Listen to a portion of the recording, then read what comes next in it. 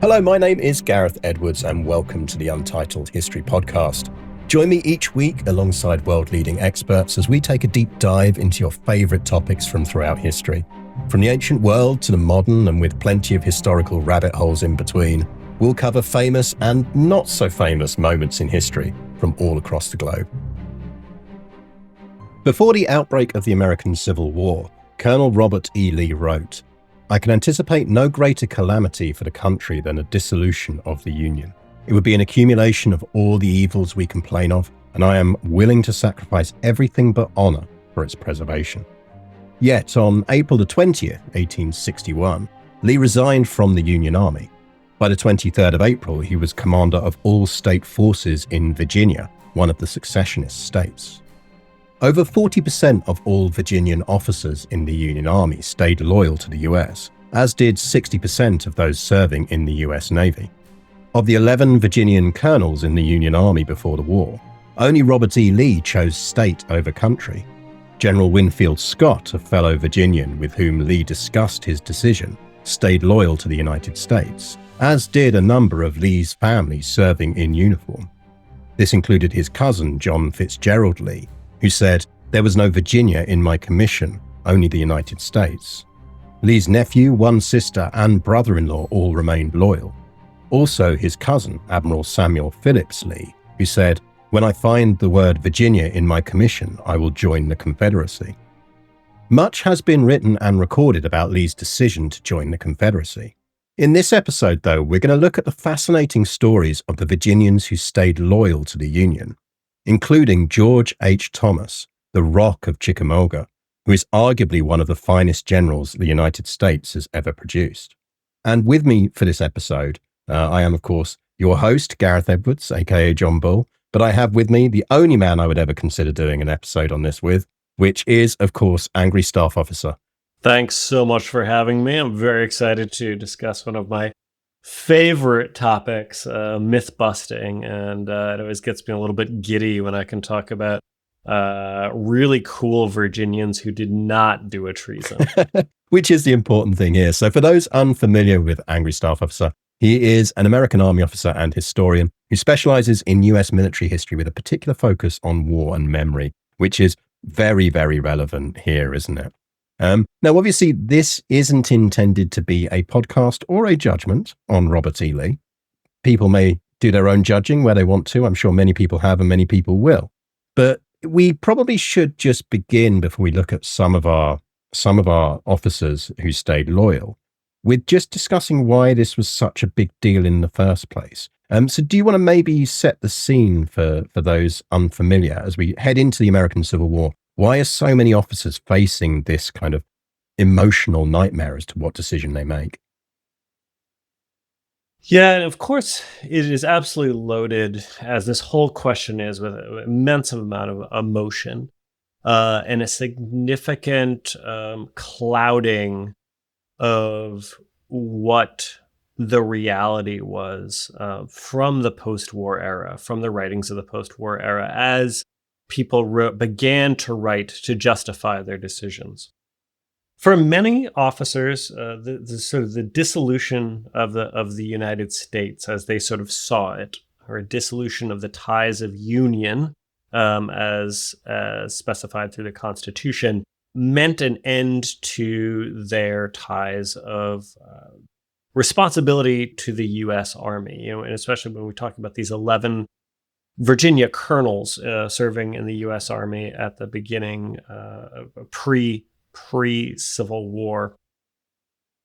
There's immediately, at the beginning of the conflict and through the end of it, our U.S. Army officers begin referring to their peers who leave the U.S. Army. So we're talking only about those who serve in the very, very small U.S. Army, 16,000 people, tiny. It's mostly a garrison force thrown across, constabulary force thrown across the West and out towards California. Which I think is worth people remembering here, because when we'll talk about some of these officers, and we'll often say, "Oh yeah, and they knew this guy from this campaign, or this guy from this campaign, or he fought a battle where he was facing his former commander, his former assistant or adjutant." is because that's partly because the US Army is so small at the outbreak of war, isn't it? Absolutely tiny. Most of the officer corps, not all, but most, as the U.S. Army is moving towards its, hey, we're actually a real professional force, not just a whole bunch of people who hang out together with guns and get appointed by Congress for our officer positions. Much of the officer corps comes through West Point. So West Point is established in 1802. Tiny class sizes.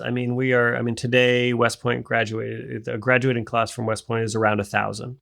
In this era, through the 1820s, 30s, 40s, and 50s, 20 to 30, maybe 40 cadets at a time. So it's not huge, and you don't need a massive, churning officer force to fill this really stagnant army. I mean, you're hanging out at every rank for, a good decade or so. You just get really used to that. So yes, they all know each other. Many of them have taught each other. Robert E. Lee had been superintendent of West Point, where he brought his, despite it being against New York law to have an enslaved person in the state, he brought enslaved persons with him. So they all know each other. Many of them are friends. Many of them are not friends. As you can imagine, anyone go to school, that you run up your fun list of little adversaries, and so you've got West Point tensions sort of flowing over onto the battlefield. We'll talk about it later, but I think one of my favorite ones like that is George H. Thomas and is it Schofield, who effectively Thomas is on a disciplinary committee that effectively recommends that Schofield is expelled. And whether Schofield knows this or not later on, no one's really sure. But he certainly acts like he knows it when he's around Thomas. And then you've got, there's a great moment at the Battle of Brandy Station in 1863 where U.S. Cavalry General Judson Kilpatrick is talking to his staff and just sort of draws a saber, dashes off into the fight, comes back cleaning his saber after having just killed a Confederate officer, and says, well, that ends a discussion that I have wanted to end for some time, where he goes and kills a West Point classmate. And you're like, holy mother, what is... So there is so much anger of those officers who remained loyal to the United States. And it's very important to remember that especially comes doubly when it's a Southern officer, because they are now... they're viewed with suspicion from everyone. If you're a Southern officer, so all these people that we're going to discuss have this black cloud hanging over them, that they are Southerners. This fits into a much larger bit of historiography, like the myth of Southern hegemony, that when we talk about it as the North versus South, it's absolute rubbish. It's the United States versus the entity known for 4 years as the Confederate States of America. You could call it the self-proclaimed Confederate States of America. You can even call it the Confederate States of America if you want.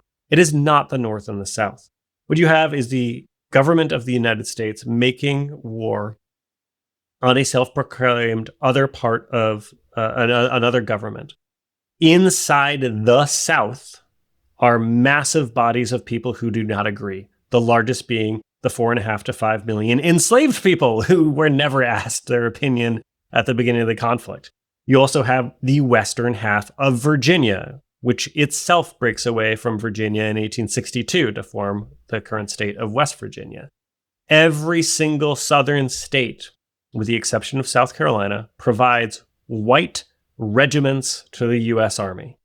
That is huge. South Carolina will provide multiple regiments of black troops to the U.S. Army during the war. This is these southern states are heavily divided. There are Unionist sections along the coasts and in the mountains.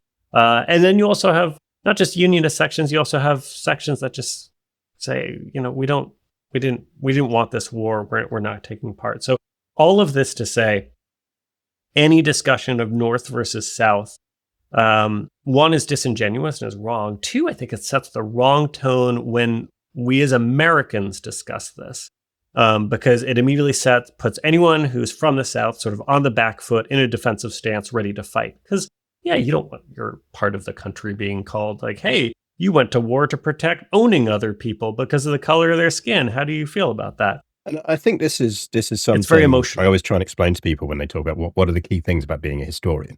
And I always say that one thing you have to come to understand before you understand anything else is the concept of intent, and that nations cannot have intent. People within nations can have intent. People within armies can have intent. Everyone has intent, but they have it as an individual. And where the power lies drives action, and it drives decisions. And that power might also be the pressure you get from family members. It might be anything else.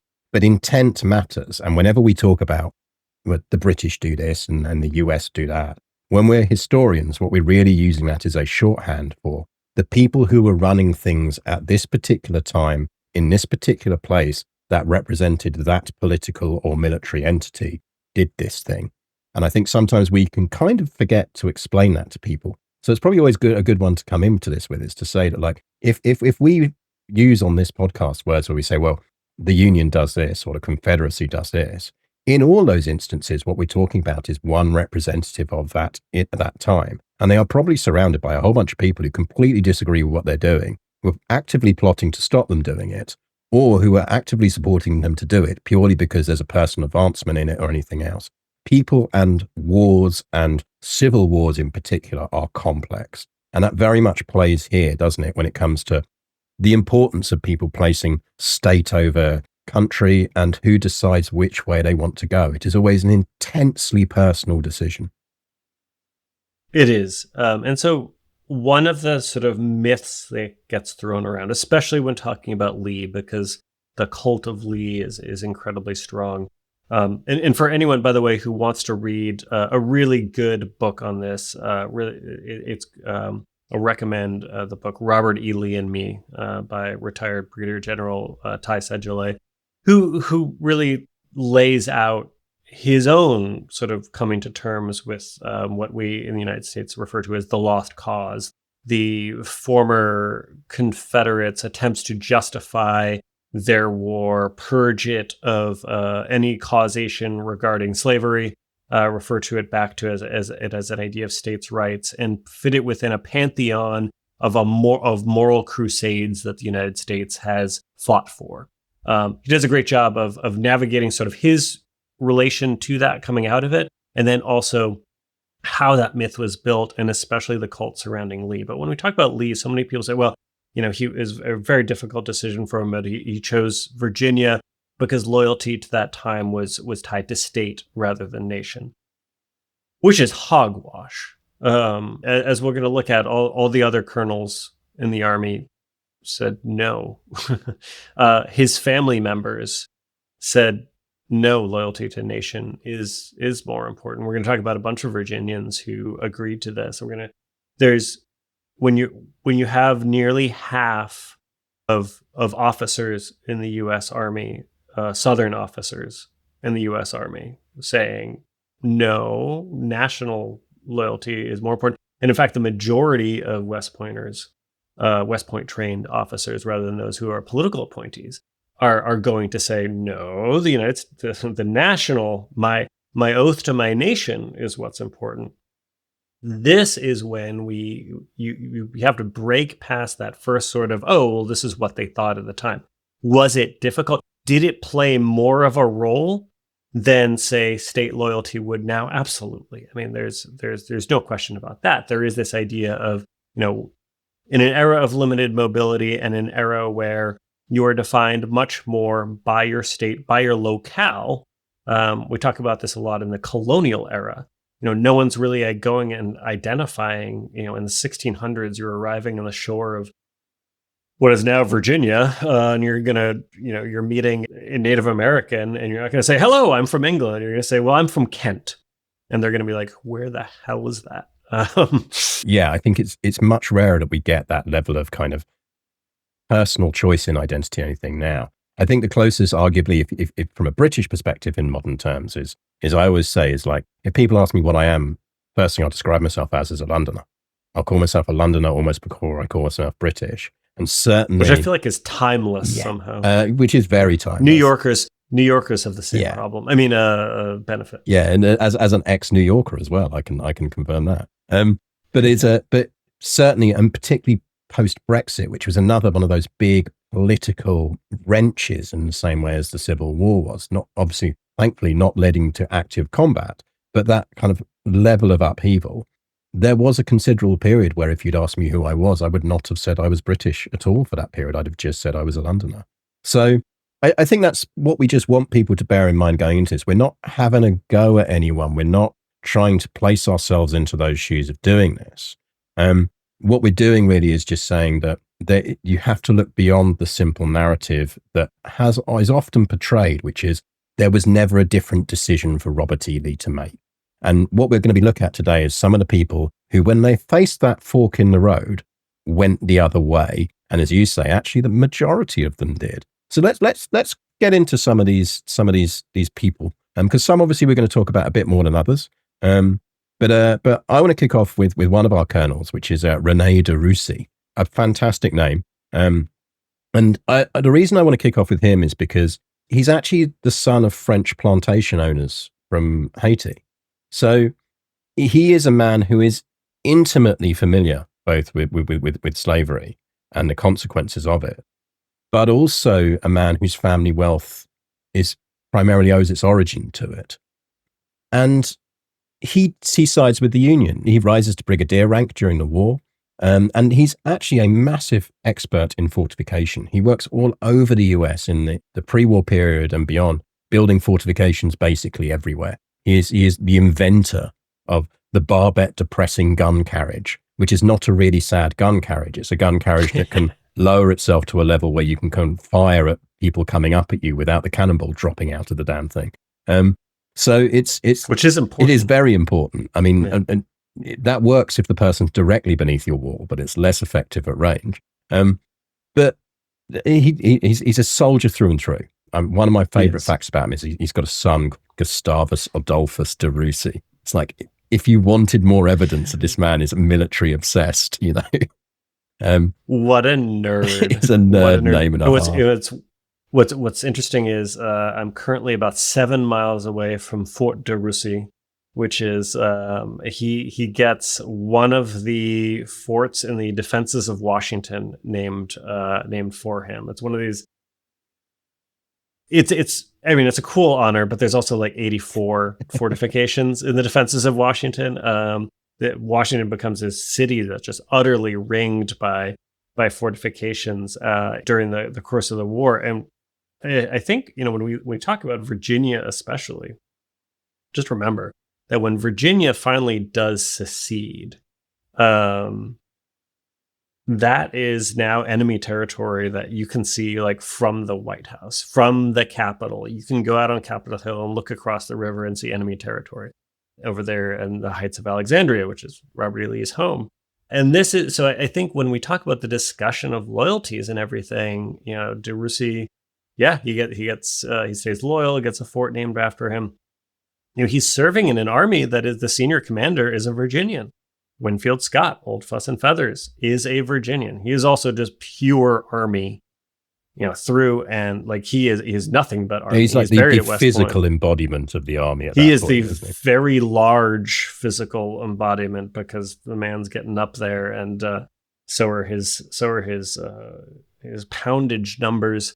But for all that, very, very effective brain. And so he sits Lee down and says, prior to Virginia's secession, and says, hey, basically sounds out his loyalty, offers him a command.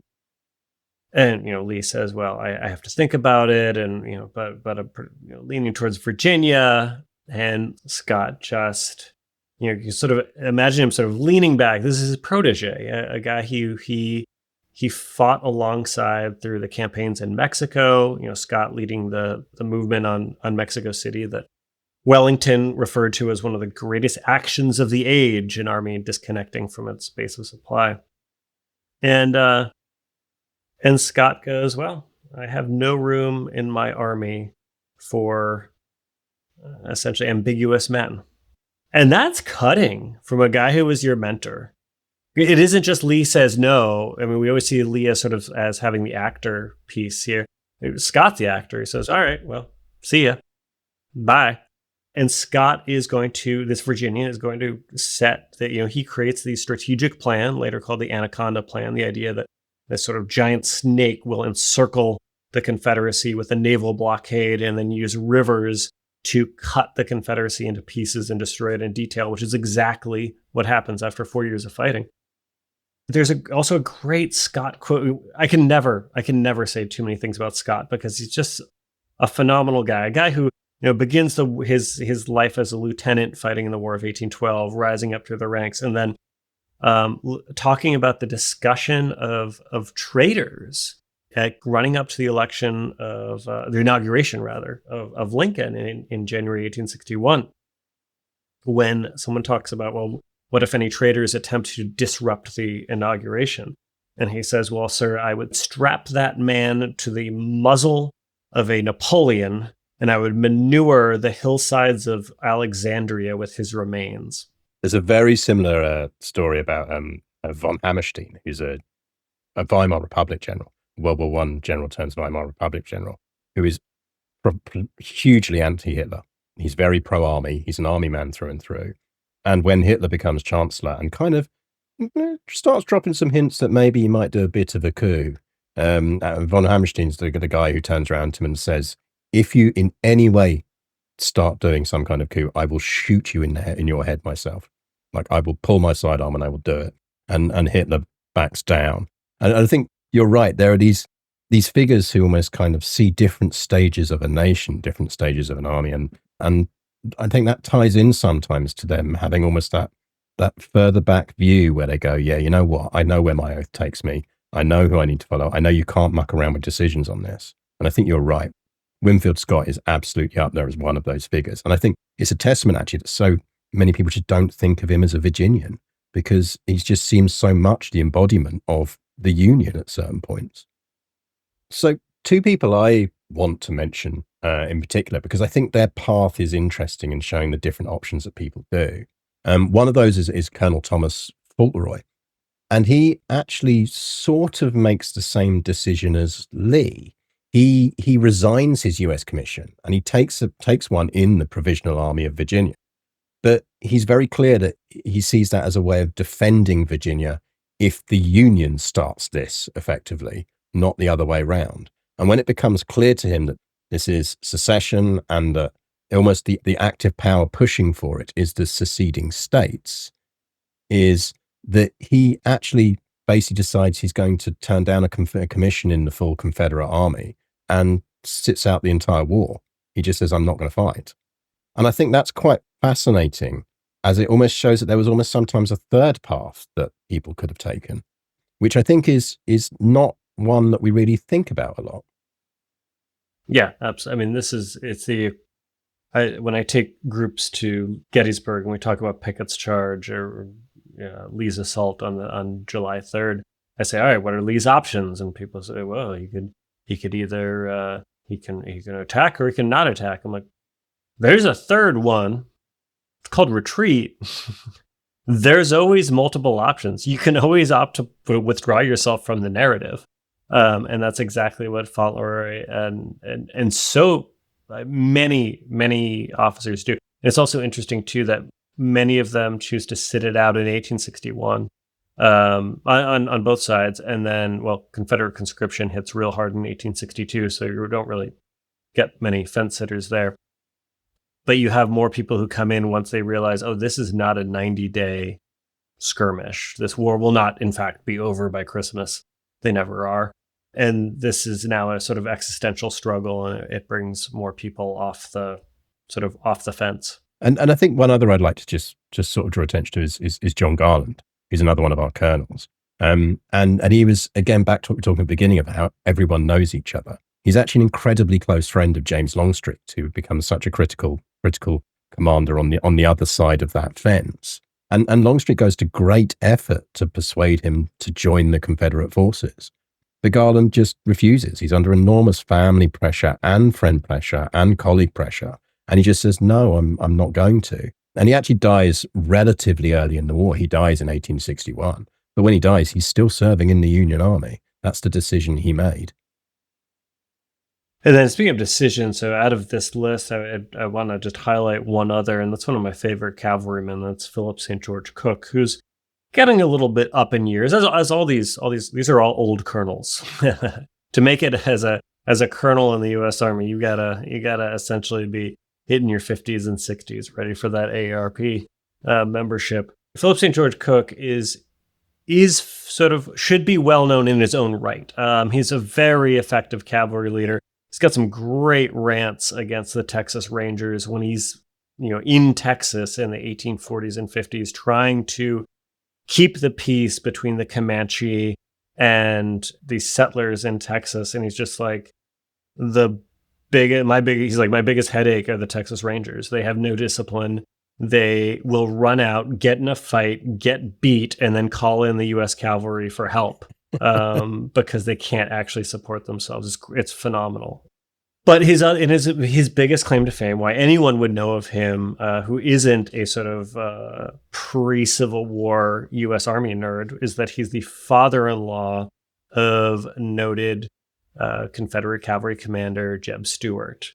And Jeb Stuart immortalizes his father. Basically, his father-in-law remaining loyal causes Stuart to just have this little meltdown, and he gets off his little one-liner of he will regret it only once, and that will be continually. I think that's such a great line. He will regret it only once, and that will be continually. But you have to almost imagine it in a Shelby Foote voice. I think if you're a generation, I think you have to imagine it in just the whiniest little prick voice. I mean, Stuart is a guy who is going to end the war getting shot in the face by a Canadian.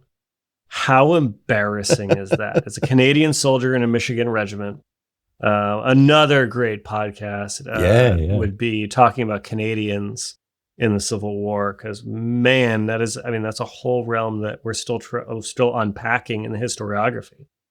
Canadians in general, but also Canadians of color. We don't know how many there's so many enslaved people who fled using the Underground Railroad into Canada, and then by 1863, when the states and then later the federal government's like, hey, it's open season. Who wants to come back? And we'll give you a gun and you can go kill these guys. And they're like, oh, which is also, again, don't tempt me with a good time. Building on those large communities you've got there from the double sets of exodus that happen after the original Revolutionary War and after the War of 1812, where the British do a wholesale movement of in both of those wars, particularly in the War of 1812. The British reactivate the concept of the colonial marines, and they are happy to offer ex-enslaved people employment and commissions. Not so much commissions, but employment as soldiers in those units. When that war ends, they are not people who can go back home. They are taken to Canada. They are given new lives in Canada. So it's all of this stuff is cyclical. It all comes back and ties in again, doesn't it? It is. Philip St. George Cooke will last through the war, refuses to speak to Stuart ever again. Stuart's killed at Battle of the Yellow Tavern in, I believe, 1964, but his father-in-law will live on. I just want to, before we get to sort of our, the ultimate Virginia general, the not Lee, the guy who didn't lose a whole bunch of battles in a war. There's a few honorable mentions I want to throw out there, mainly because they kind of illustrate the cloud that I sort of spoke of as these guys operating under. General John Newton is a Virginian from Norfolk, West Pointer. Like Lee, he's an engineer officer. He's younger, engineer officer, an instructor at West Point. Most of these guys go back and will instruct. And again, it's another reason why they know each other. They know everyone. Stays loyal. He's going to rise up to Corps command, but not keep it, because there is this sort of idea, well, Newton's a Virginian. How much can we trust him? He's eventually he is wounded in action at Chancellorsville in 1963. Takes command of the 1st Corps after General Reynolds is killed at Gettysburg, has to give up that Corps command, eventually moves west with a number of other officers and serves with distinction in the Atlantic campaign. When we talk about sort of mobilizing a nation for war, we tend to be always talking about sort of these frontline officers. The crux of why the United States is so successful in the Civil War is its logistics apparatus. We could spend multiple hours discussing this. Just the fact alone that the United States government, the U.S. Army immediately establishes a transportation office to govern standardization and implementation of modes of transportation, and the Confederate Army never does. Oh, we will absolutely. I will drag you back on this podcast at some point, and we will chat logistics and the amount of different railway gauges that the Confederacy has to deal with. Oh God. But so one of the key takeaways from the War of 1812 that the United States realized was, all of our arsenals and foundries are not in locations that are near to our areas of our zones of potential conflict. So they eventually establish a arsenal and foundry system after the War of 1812 that grows to be about 4 or 5 main arsenals and foundries. The biggest and possibly most important of these is at Springfield in Massachusetts. Also, great museum for those who have never been. If you ever want to see what's called the musket organ, it is think organ pipes, but they're musket barrels. And the Springfield Arsenal is a great national park site. They also used to have a railway gun there. I don't know if it's still there, but it was one of the few places you could actually see a genuine naval railway gun. But I'm not sure if they've still got it or not. I can't remember if they have it. I know we've got one down here at Navy Yard in DC. But this is a really critical site. This is one of the main ordnance suppliers of small arms for the entire U.S. Army. And it is commanded through the duration of the war by 2 Virginians, General George Ramsey and Alexander Dwyer, who is Dwyer becomes chief of ordnance for the U.S. Army. So these are Virginians who they display their, they have that cloud, but there's also this idea of, hey, your competence is going to outshine any suspicion. And then the last 2 are my poor dudes, Jesse Reno and William Terrell. Jesse Reno, originally from West Virginia, classmate of Thomas Jackson, Stonewall Jackson, clearly does not do a Jackson. Stays very loyal.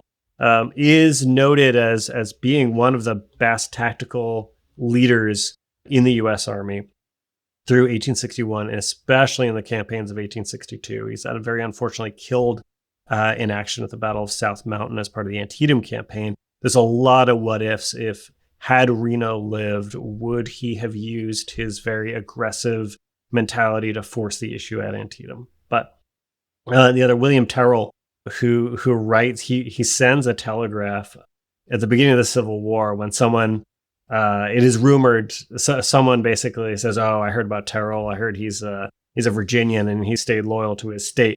He wires DC, quote, "I am now and ever will be true to my oath and my country. No one has any authority to tender my resignation. I will be in Washington as soon as possible." All these dudes just drop in great lines. Metal AF. It is the era of the absolute metal proclamation. I mean, obviously I read a few out in the introduction when we started this, and I do think it's like so many of them think they've had the clever joke, which is to say that the word Confederacy is not in my commission papers, and they must all think they're I'm nothing so cool. in my commission about a state. And then they all get together and then they all discover that kind of they've all said exactly the same one-liner. But yeah, they are metal with it, It is this idea that they are somehow, they are cast under a extra level of suspicion. Also, if you're a West Pointer, if you're a Southern West Pointer, you are under an extra level of suspicion. The Congress immediately begins debating. Congress has always disliked West Point because they saw it as creating a warrior caste, which could be debated and is. But Congress begins discussing immediately during the war and immediately after, hey, do we really need this military academy when half of its graduates just tried to overthrow the country? Well, which brings us nicely onto probably the biggest name on the list, which is the man who will rise to become Major General George H. Thomas. And actually, I think it's really interesting what Terrell does, because it's when we look at some of those people we've talked about already, he ticks so many of those boxes. I mean, he is obviously a Virginian. He's from Southampton, because no place in the US ever has a name that they have not stolen from elsewhere. But he, like Winfield Scott, like others, like Braxton Bragg, who will come up against in future. He serves in the Mexican-American War. He's an artilleryman by background. He takes on a role as an instructor at West Point. Like you say, everyone goes through that stage of being an instructor at West Point. He is both the artillery instructor, and then by Robert E. Lee, he is appointed to be a cavalry instructor there as well. He then leaves, he serves in the cavalry, and he's serving in the cavalry out west, or effectively serving in the cavalry out west when the Civil War starts. But he's not. He's actually back in New York because he's been wounded. He's shot with a bunch of arrows out west, and he's back in New York, revitalizing himself and getting back together. And when the war kicks off, he has that debate internally about whether he should, where his allegiances lie, doesn't he? Because he's offered a command in a senior command in the Virginian forces. He's offered that chief ordnance role that weirdly, as you just said, like Dyer is it Reno or Dyer who goes on to be that? But it's that same overlap. So yeah, I think he's a fascinating figure, isn't he? In an era where, I've joked before, I would make a reality show called Real Officers of the Army of the Potomac about just the infighting and in just that one field army. This is an era where everyone knows everyone, and there's all the beefs. I mentioned already, they're killing each other. Their feuds are continuing on into the war on their own sides, across the enemy side. They've married the daughter of someone else, or they've run off with the daughter of someone else who was meant to marry someone else. It's all there throughout this whole conflict. George B. McClellan. It is hard to find anyone saying anything bad about Thomas. It is very difficult. He is, he's very close-lipped. He's very quiet. He's very deliberate. And he's got probably the most nicknames of anyone in the war. Even before his wartime nicknames, he was nicknamed Old Slow Trot because of his time as the cavalry instructor at West Point, where he would emphasize, no, you harbor your strength at the beginning. You do not go when you are beginning your charge. You are staying at the slow trot. You are preserving your horse's energy. You are preserving your formation so that by the time you do order the charge, the gallop, you are hitting the enemy with full force and full mass of concentration. Many others, surprising no one at all, thought about, now you just start, basically you started the gallop, and that's how you exhaust your horse's vitality immediately. So he's a deliberate person. He is not someone who's going to make a snap judgment, and he's someone who earns the respect, often a sort of kindly, almost paternal respect from peers of, there's old Slow Trot. He was a little slow on the uptake, good guy. He's at heart, he's a good officer. It tends to get brought up a lot about him, doesn't it? One of those nicknames he picks up during the war is Pap, which is again that kind of thing of what's the origin of it? We're never really entirely sure. But actually, there is a good argument for saying that it is effectively like it's an equivalent to calling him Dad.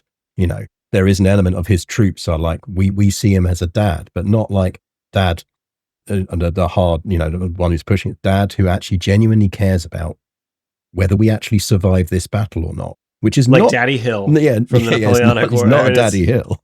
It's like which sets him apart in many ways from many commanders, particularly early on in the war. He will pick up personal flack, he won't pick up much personal flack. He will pick up professional criticism, oftentimes at the hands of the general of the army, General Henry Halleck, who wants him to move faster, be more decisive. In nearly every single one of his campaigns, he is accused of not moving fast enough. And in the whole time, he's deliberately building strength so that when he does fight a battle, he is guaranteed a victory. Thomas never loses a battle. He has one loss, and that's where he gains his first wartime nickname. But in that Battle of Chickamauga, fall of 1863, one of the nastiest, really most horrific battles of the war that doesn't get talked about much. I think it's literally because everyone on all sides is just like, yeah, no, we're not. We don't want to discuss this. This is just this is just a 3-day slugfest. It's a 3-day bloodbath of people getting lost, finding each other, orders going in the wrong direction, people running away, people standing, which we'll talk about in a second. But it is, as you say, it's just an absolute mess, isn't it? It is. And it comes towards the end of the year of 1863, which is a great year for U.S. victories. You have Gettysburg, you have Vicksburg in the West. The United States is feeling like, okay, now we have some breathing space. And all of a sudden, you have this colossal bloodbath at Chickamauga in September that is a reversal. The previously very victorious Army of the Cumberland is sent in sort of ignominious headlong retreat back towards Chattanooga. It is important to remember by 63, this is a battle that is fought in Georgia. This is a deep South state. By the end of the campaign season of 1863, U.S. forces are pressing into the deep South. This is how bad it's getting for the Confederacy. Get a tactical reprieve. Bragg comes out of this with a victory that he really has nothing to do with him, mostly to do with Longstreet coming west with his corps of seasoned veterans. During the fighting, the real breakdown in U.S. forces happens due to a mistimed order. It's one of those things that in war games, it's so hard to duplicate just the absolute fog and chaos of war. Of like, hey, I've got all my guys standing in line. There is actually a great Civil War tactical simulator that does have timed orders, and if you don't have good relations with your subordinate officers, they will often ignore them or just withdraw their unit. It's highly frustrating when you order an attack and a whole brigade just stays in place. But essentially what happens is a brigade withdraws out of the line. Longstreet's men see the gap, pour through, unhinges the U.S. Army's defense. They begin heading back towards Chattanooga, with the exception of Thomas's division. And when we say they're heading back, we're not just talking about the various of the units. We're talking about the vast majority of this army is falling back now, including the general in charge, Rosecrans, who's just, he's going as well. He's not hanging around. And in fact, he orders, initially, he orders Thomas to withdraw as well. Yes. But Thomas also understands that, he's read Jomini. All these guys are Jominian through and through. We have to remember, he understands that a rear guard is necessary. And so he takes his force and any remnants he can find and forms a defensive line, holding that Confederate onslaught, itself very disorganized, but still with enough power to turn a retreat into a rout, holds the line there along Horseshoe Ridge, earning himself a great nickname given to him by one of my favorite Ohioans, James A. Garfield, a field officer in the Army of the Cumberland, who says later that Thomas was, quote, standing like a rock. So he gets his first wartime nickname, the Rock of Chickamauga, holding his position against pretty strong odds. Which, from photos, really suits him. He is not a small man. But he's not a large man in the same that Scott is at this point. He is just a huge figure of a man. He's just stolid. Yeah, is how I would describe him. Very stolid. And he has so many great moments during the Battle of Chattanooga in 1863. One of my favorite moments of the war is when the Army of the Cumberland, Grant has come out to take command now. Poor Rosecrans, he did some great maneuvering, but he was outfought. And he loses command after Chickamauga and it goes finally to Thomas, because Thomas had actually turned down command of it before then, hadn't he? He had, and that sort of that's a whole other drama and politics of U.S. Army podcast. Yeah, but I think it's culture. Worth flagging here, because I think it goes back to something you said earlier, which is he is a soldier. He's a soldier through and through. And one of the reasons he initially turns down command of this is because someone else has put the plan into action. And part of that is an element of you don't want to be the guy who's doing someone else's plan. But part of it as well is him going, actually, it's just a bloody stupid idea from a military perspective to take someone out of command on the eve of action who is the person who has come up with what they're going to do. So he's always an incredibly rational person, even when he's feeling a bit slighted in this instance, because he feels like he should have had the command and he should get the command after this. And I think we see that again and again a bit from him, because he's not a self-publicist. He's very much not, yeah. And now he's got two. Well, he's dealing with one prima donna, William Tecumseh Sherman, who's got a part of his army here at Chattanooga. And then you've got to deal with Grant, who is himself a force of personality. Thomas always tends to get overshadowed. Sherman, of course, who Thomas somewhat feels that got the promotion that he was owed. Oh, not somewhat. Absolutely feels. I'm being very British. I'm being diplomatically British in my somewhat. Yeah. So during the battle, when Sherman's attacks are, during the Battle of Chattanooga in November, when Sherman's attacks are just bloody failures, and Thomas's dudes just cruise over Missionary Ridge without orders. They were meant to take some rifle pits and then just end up routing Braxton Bragg off of an incredibly defensive position.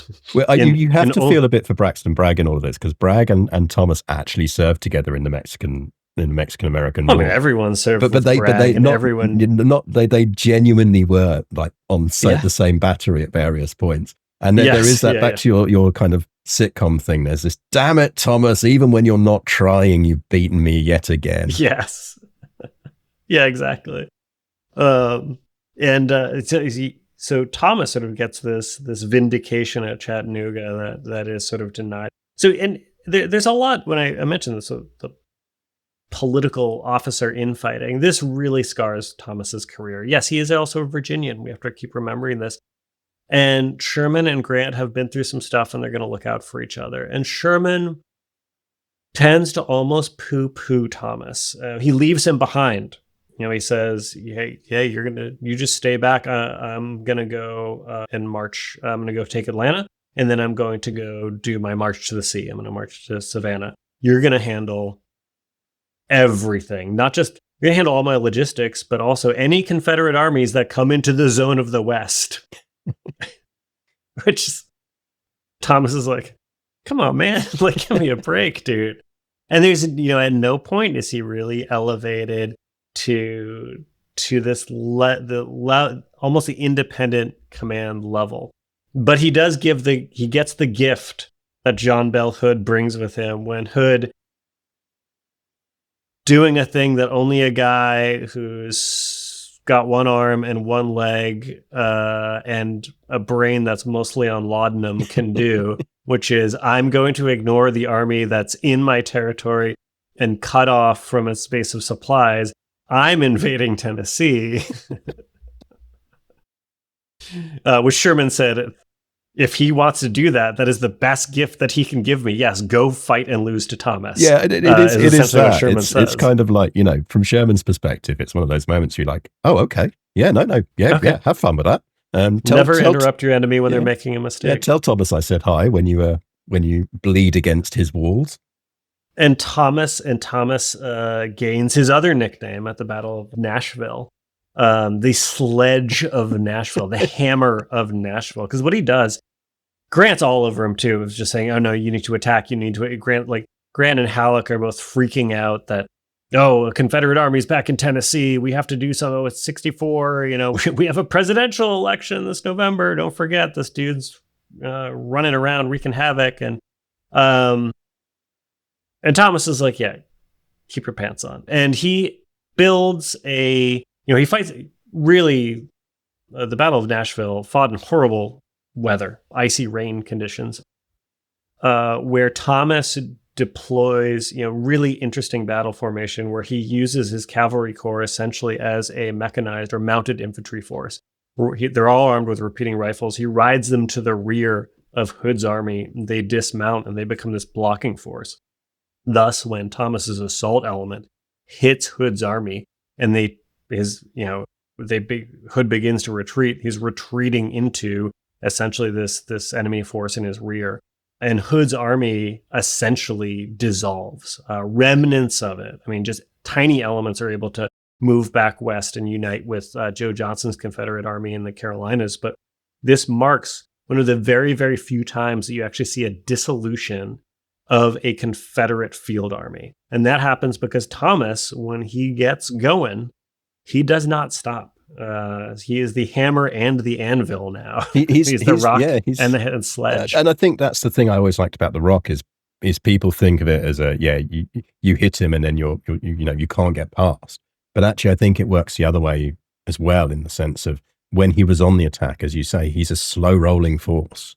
He takes time to get going. He's slow trot. He is slow trot. He takes time to get going, but once that force is rolling down that hill, you are not stopping it. And as you say, I mean, Hood's command disappears. It's just gone.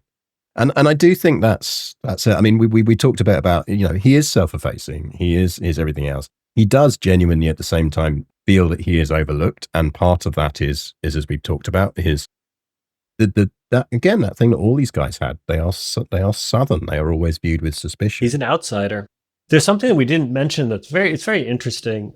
If you look at, so when Jefferson Davis is Secretary of War in the 1850s, he creates a new cavalry regiment in the U.S. Army. I can't remember if it's 3rd Cavalry, 3rd degree. I think it's 3rd Cavalry. All the officers are Southern. And if you look, Jeb Stuart's lieutenant there, Johnston's in there. It's a who's who of the Confederate Army, with the exception of George H. Thomas, he is an officer. It's maybe 1 or 2, maybe 3 other guys. And there's this weird, you can look at it from a conspiracy theorist point of view of, sorry, my cat is playing with the blinds, which is why I have sun in my eyes. If you're watching the video version of this, you're watching Stafford slowly get blinded because clearly I think his cat has decided it's lunchtime. It's a form of warfare she employs against me. But it is almost, if you wanted to create a sort of military force that you were sure was going to be loyal to you, I mean, dang, that is one hell of a way to do it. So Thomas is an outsider in this Western theater that's dominated by officers mostly from Ohio, Illinois, the sort of Western states. So he is continuously slighted. He feels slighted. And he's an outsider in his own family. As all of this is going on, he's sending money to his sisters, who have essentially stricken him from the family Bible. I mean, literally, cut his name out. I mean, he's dead to them. And he keeps sending them money because he knows that they're in hard straits and they refuse to accept it. I mean, not long after the war, when he does die, because as you said earlier, a lot of these guys are actually coming towards the end of their careers. They wouldn't be this senior when the war starts. But when he dies, none of his family turn up for his funeral. This is a man who is arguably, as we've talked about, an incredible general, a national hero, and there's never that element of forgiveness or reconciliation with him, despite him reaching out. And he dies very shortly after the war. And it is fascinating if you read through sort of all the eulogies, or even before he dies. But he dies shortly after the war. And before he dies, he has this great statement where he's commanding a military department of the South. Yeah, and we should actually give that some context to that, because I think it is worth reading it out. But to give some context, post-war, he is not idle. He holds command in those military departments. He effectively works to try and suppress the Ku Klux Klan.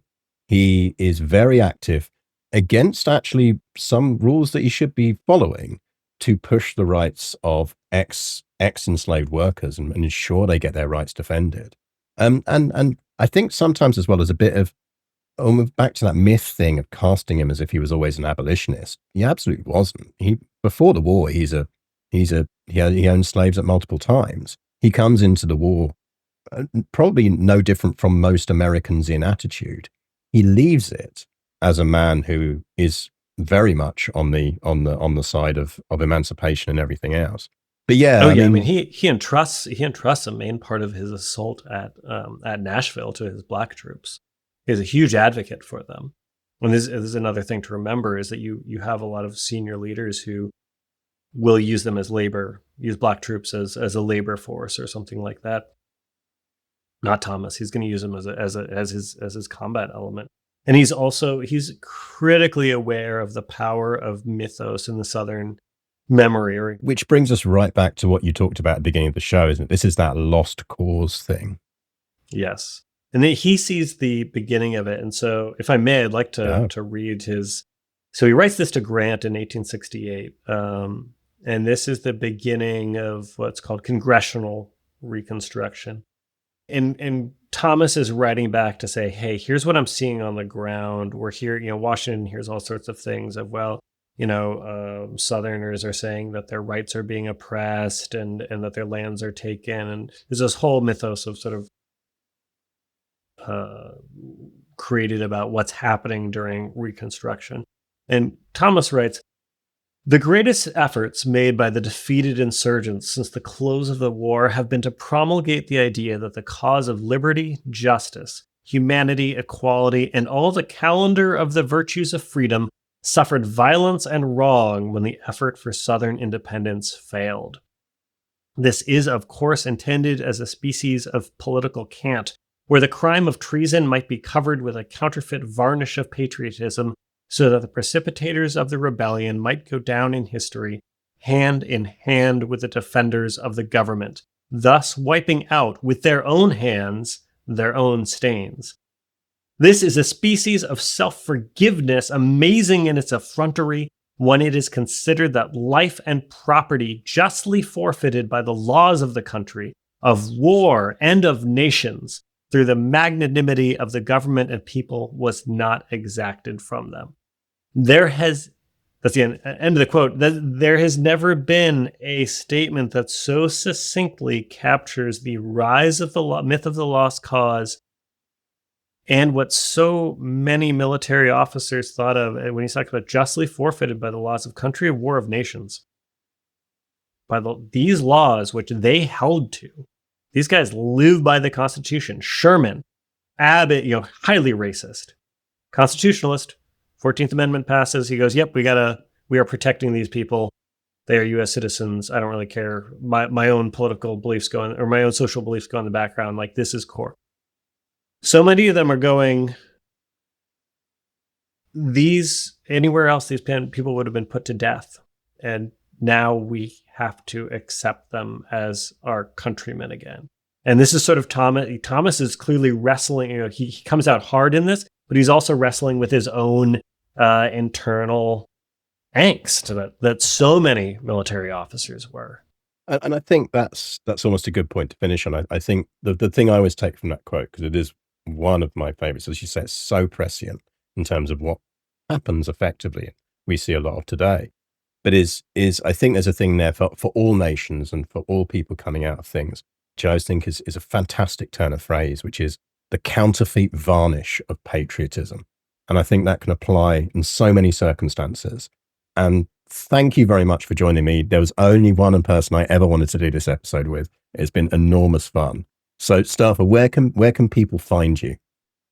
Well, if you want to have more of this type of content, you can follow me mostly on Blue Sky, or you can go to angrystaffofficer.com, where I also post lightly on Instagram and Facebook under the same name. But it has been an absolute joy. Always good to have these discussions, and I'll hopefully look forward to returning, if I may, to bring some more American nerdery. Oh, absolutely. If nothing else, no other reason than we didn't even touch on one of Thomas's greatest skills, which I think is a subject for Civil War podcasting at some point, which is he looks amazing in a hat, and he knows he looks amazing in a hat, and he loves looking amazing in a hat. And I think we will do a complete run through of Civil War officers and their ability to wear hats if you're up for it in the future. Absolutely. You've been listening to the Untitled History Podcast, a Battle Guide production. If you've enjoyed this episode and would like to support the podcast, why not head over to our dedicated supporter page? There, for the cost of a cup of tea, you can decide which subjects we cover next, get access to exclusive behind-the-scenes content, and join a community of like-minded people. Thanks for listening, and we'll see you next time.